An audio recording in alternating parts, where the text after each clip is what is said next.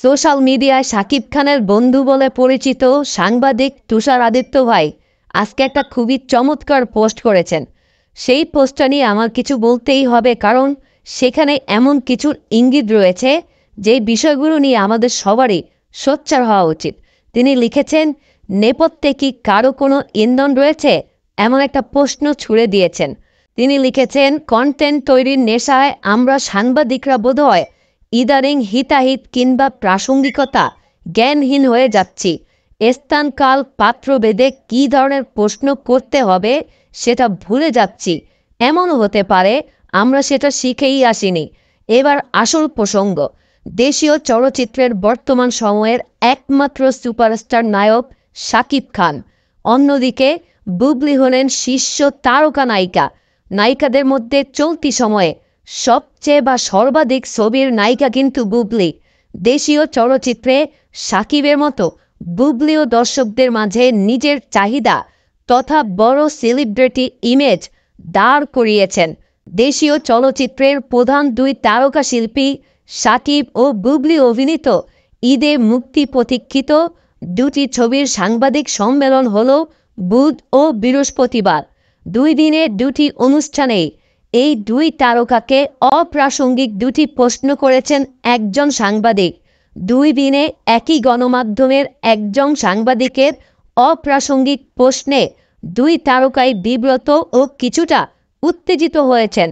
30 বছরের চলচ্চিত্র সাংবাদিকতায় আমি এখনও শিল্পীদের সঙ্গে এমন আচরণ করিনি কিংবা প্রশ্ন করতে কখনোই কাউকে দেখিনি।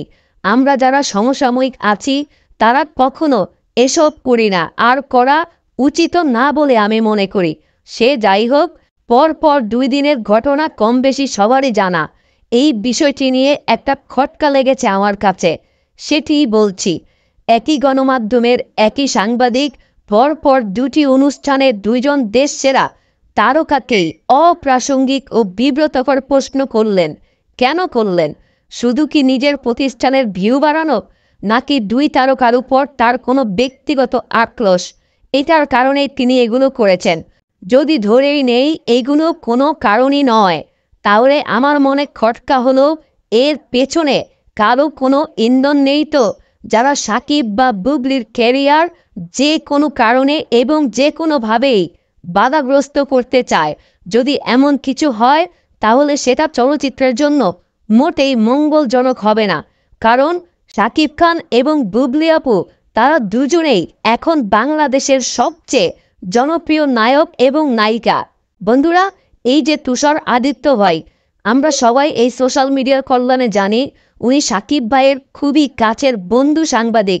তার এই পোস্টটি সত্যিকার অর্থে আমাদের সবার শাকিব খানের ফ্যান ফলোয়ার এবং বুবলির ফ্যান ফলোয়ারদের বেশি বেশি করে শেয়ার করা উচিত।